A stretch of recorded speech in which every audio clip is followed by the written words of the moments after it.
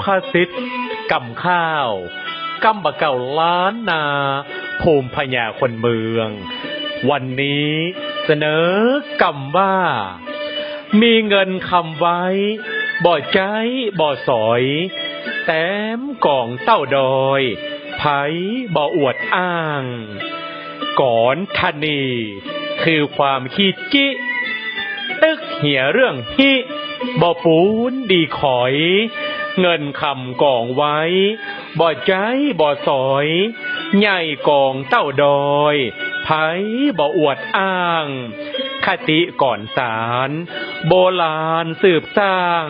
จีมักกาตางเป่งวะป่อหายป่อดีมีมัชชิมะเปิ้นบ่เล่าหน้าวาตีแต้มเป็นเจ้าฟ้ามหาเศรษฐีบ่มีไมตรีช่วยเหลือเพื่อกว้างมัดเฉรธรรมกำธนีอ้างขี้จิขี้วางห่วงไว้มีเหมือนบ่มีเพียบคือขี้ไหลบ่เพื่อเหนือไตยิ่งใจเข้าของสิ่งทรัพย์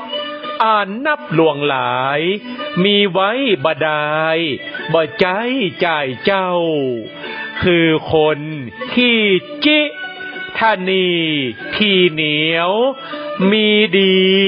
อย่างเดียวปู่โสมทรัพย์เฝ้า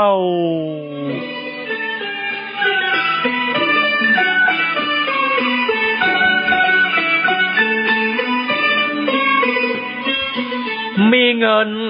คำไว้บ่ใจบ่สอยแต้มกองเต้าดอยไผบ่อวดอ้างความหมายธนีทีเหนียวหอบหวงสมบัติเกินความพอดีอุปมาเหมือนดั่งโบราณสอนว่าเทิงจะมีเงินทองเข้าของทรัพย์สมบัติมากนักกองเต้าปูเข่าปูดอยแต่เต็มไปด้วยความขี้ชิธนีทีเหนียวบ่นำมาใจสอยหรือเพื่อแผ่แบ่งปันเพื่อเกิดประโยชน์ตนและคนอื่นย่อมบ่มีประโยชน์อันใดเพื่อไผได้สักเสริญยินดีคติสอนใจมั่นฮื้อมั่นมียิ่งฮื้อยิ่งได้เอื้อเฟื้อเผื่อแผ่และแบ่งปันช่วยเหลือกันตามความเหมาะสมจับเป็นดีไปหน้าตามดั่งคำสอนของพระพุทธองค์สุภาษิตกำข้าวกำบะเก่าล้านนาภูมิพญาคนเมืองนำเสนอโดยเครือข่ายเพชรราชภัฏเพชรล้านนามหาวิทยาลัยราชภัฏเชียงใหม่